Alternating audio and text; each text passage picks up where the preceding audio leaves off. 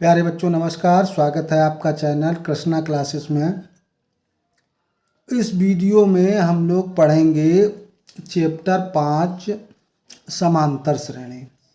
तो समांतर श्रेणी को समझने के लिए देखो संख्याओं की कुछ सीरीज लिखी हुई है, सूचियाँ लिखी हुई हैं। पहले में क्या लिखा है 1 2 3 4।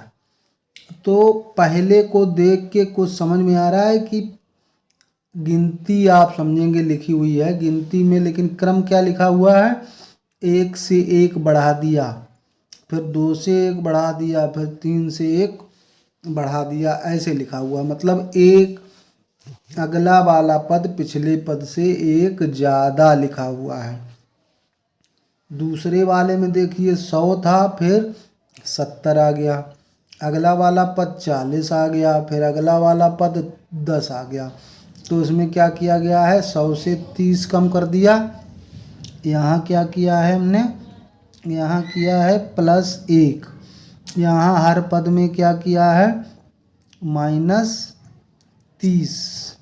हर पद में क्या हो रहा है -30 हो रहा है। यहाँ -5 से -4 कब मिलेगा, जब एक जोड़ दोगे। -4 से -3 कब मिलेगा, जब एक जोड़ देंगे। इससे एक कब मिलेगा, जब एक जोड़ देंगे। यहाँ कोई अंतर नहीं है। क्या है, सभी पद कैसे मिले हैं, शून्य को जोड़ने पर।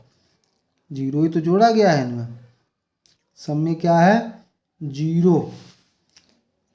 जोड़ें या 0 घटाएं, इससे प्राप्त हो जा रहा है प्रत्येक पद।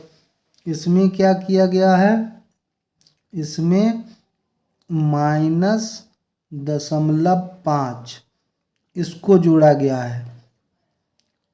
दोनों माइनस के होंगे तभी माइनस का बनेगा।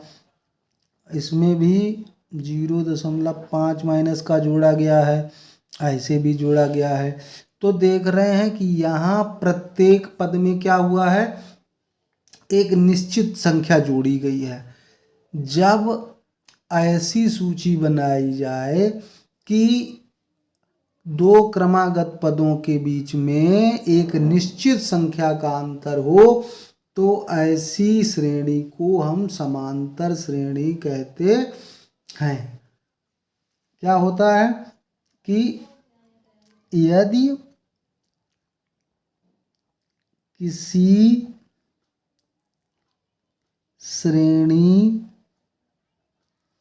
के दो क्रमागत पदों का अंतर समान रहे, अंतर समान हो, तो ऐसी श्रेणी समांतर श्रेणी होती है, समांतर श्रेणी कहलाती है। ये इसकी परिभाषा। अब जो दो क्रमागत पदों के बीच में समान अंतर रहता है, किसी श्रेणी के दो क्रमागत पदों का अंतर, जो दो क्रमागत पद, कोई दो क्रम से दो पद ले लो तो उनका अंतर देखेंगे तो समान होगा, तो ऐसी श्रेणी समांतर श्रेणी होगी। तो ये जो समान अंतर होता है, समान अंतर, इसको आपके पेपर में लिख के आएगा सार्वंतर। क्या लिख के आएगा, सार्वंतर। सार्वंतर सभी पदों का अंतर, सार्वंतर ज्ञात कीजिए। ठीक है, तो इस ये जो निश्चित अंतर वाली संख्या है ये सार्वंतर कहलाती है, और इसको D से प्रदर्शित किया जाता है, ये भी आप याद रखिए।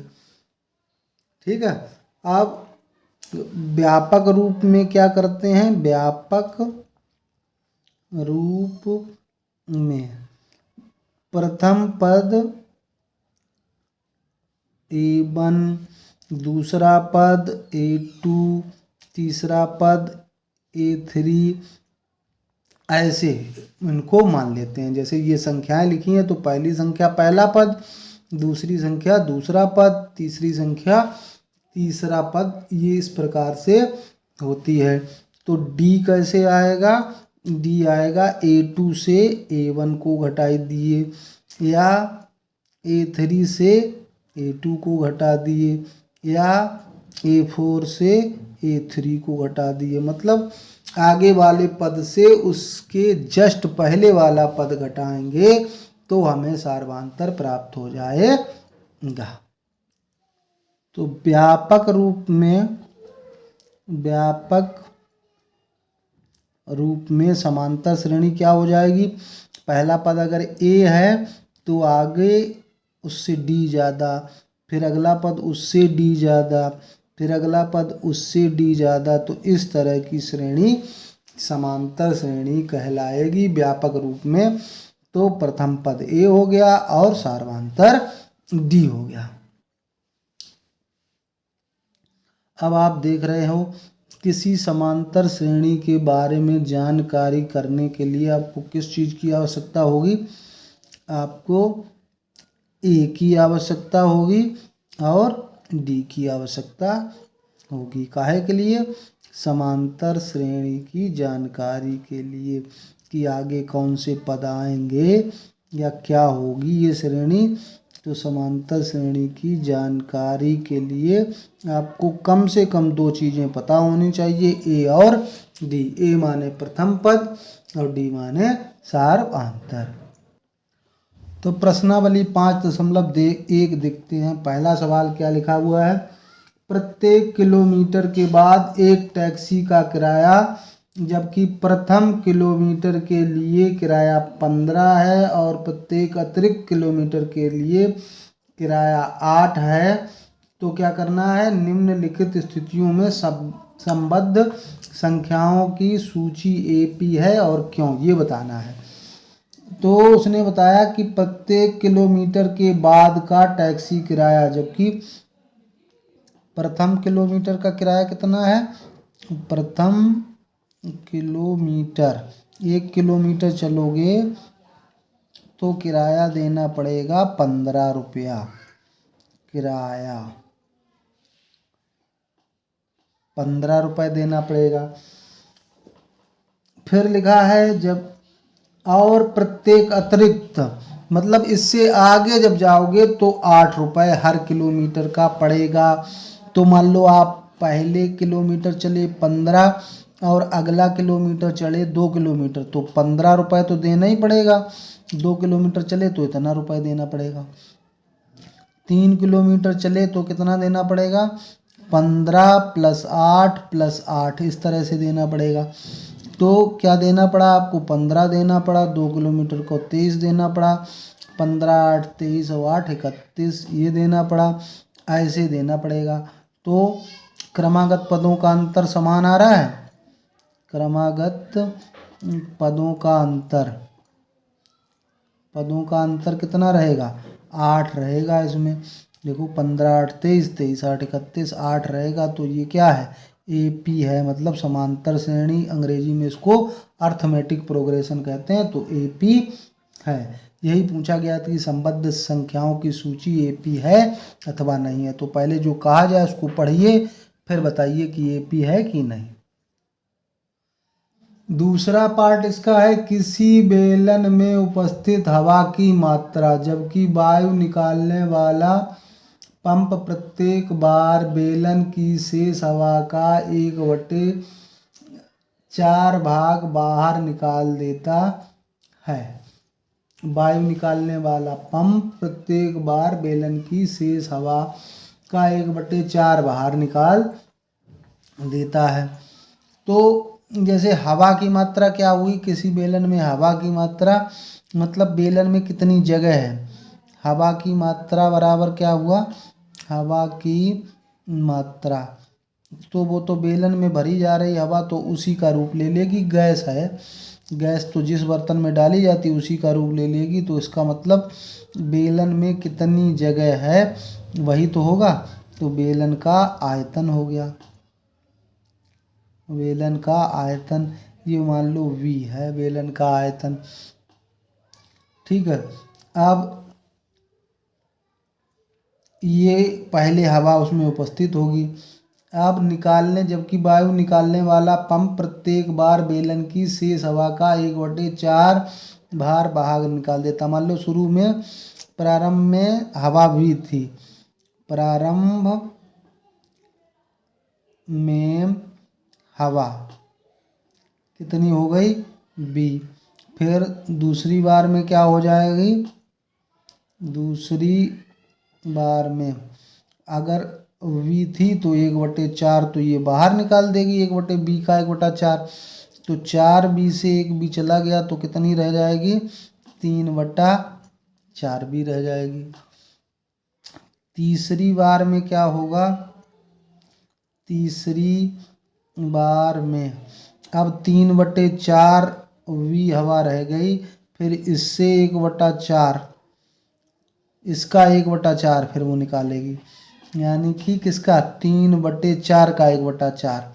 यहाँ पे किसका रखना है, 3/4 जो शेष हवा बचती है, यही तो शेष थी तुम्हारी, 3/4 शेष थी, तो फिर उसका 1/4 बाहर निकाल देगी, यानी कि ये हो गया 3/4V माइनस 3/16, ये हो जाएगा 4 चक्कू 16। तो यहाँ पे अगर 16 एलसीएम लेंगे तो 4 का गुणा हो जाएगा, 4 3 12V माइनस 3V, तो यहाँ पे कितना बचेगा, 9V/16 इतना। आप देख लीजिए कि अंतर देख लीजिए, ये अगर प्रथम पद मान लें A1, ये द्वितीय पद मान लो A2, ये मान लो A3, कम से कम 3 पद निकाल लो।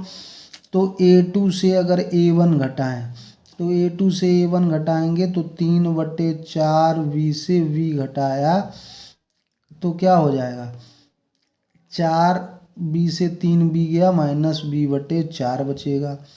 अब A3 से A2 घटा दो, तीसरा पद तो ये है 9V/16, इससे दूसरा पद जो आया था वो घटा दो 3/4V, तो 16 एलसीएम हो गया तो 9V, और 4 चक्कू 16 तो 4 तिया 12, तो ये कितना आ जाएगा, माइनस 3V/16। ये बराबर है क्या, यानी कि A2 minus A1 does not equal to A3 minus A2, तो AP नहीं, इनका सार्वंतर समान नहीं आ रहा है, तो ये AP नहीं है। तीसरा पार्ट क्या है, प्रत्येक मीटर की खुदाई के बाद एक कुआं खोदने में आई लागत, जबकि प्रथम मीटर खुदाई की लागत ₹150 और बाद में प्रत्येक मीटर की खुदाई की लागत ₹50 बढ़ती जाती है। तो प्रथम मीटर की खुदाई आपको बताई उसने कितनी, ₹150 खुदाई, ₹150। 2 मीटर की खुदाई कितनी हो जाएगी, ₹50 बढ़ेगी, 200 हो गई। 3 मीटर की खुदाई, इससे ₹50 और बढ़ जाएगी और ₹250 हो गई। तो 3 पद आ गए, देख रहे हैं सब में समान अंतर है, इसलिए ये AP है। बस लग गया, यही देखना है आपको कि पदों का अंतर समान है अथवा नहीं है। चौथा पार्ट इसका कह रहा है, खाते में प्रत्येक वर्ष का मिश्र धन, जबकि 10,000 की राशि 8% वार्षिक ब्याज की दर से चक्रवृद्धि ब्याज पर जमा की जाती है। तो इसमें आपको चक्र मिश्र धन निकालना है, सूत्र आपको पता होना चाहिए। सूत्र क्या होता है चक्रवृद्धि ब्याज वाला, मिश्र धन बराबर A1 प्लस R/100 होल का समय। प्रथम वर्ष का निकालें, प्रथम वर्ष का अमाउंट कितना हो जाएगा, ये तो 10,000 दिया है, 1 प्लस दर 8 दी है बटा 100, पहले साल का निकाल रहे हैं, तो 10,000 और ये 4 से काट दीजिए, 4 दूना 8, 25 चक्कू 100, या ऐसे ही लिख सकते हैं आप क्या, 100 एकम 100, 108, बटा 100 लिख दीजिए तो ज़्यादा फ़ायदा रहेगा। तो 2 कट जाएंगी तो ये कितना आ जाएगा 10,800। इतना अमाउंट बन जाएगा एक साल में। 2 वर्ष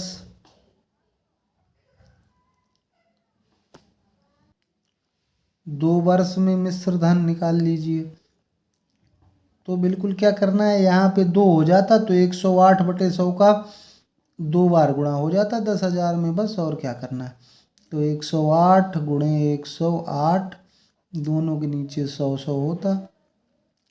1 2 3 4, 1 2 3 4, 108 का गुणा कर लीजिए, कितना आएगा 8 8 64।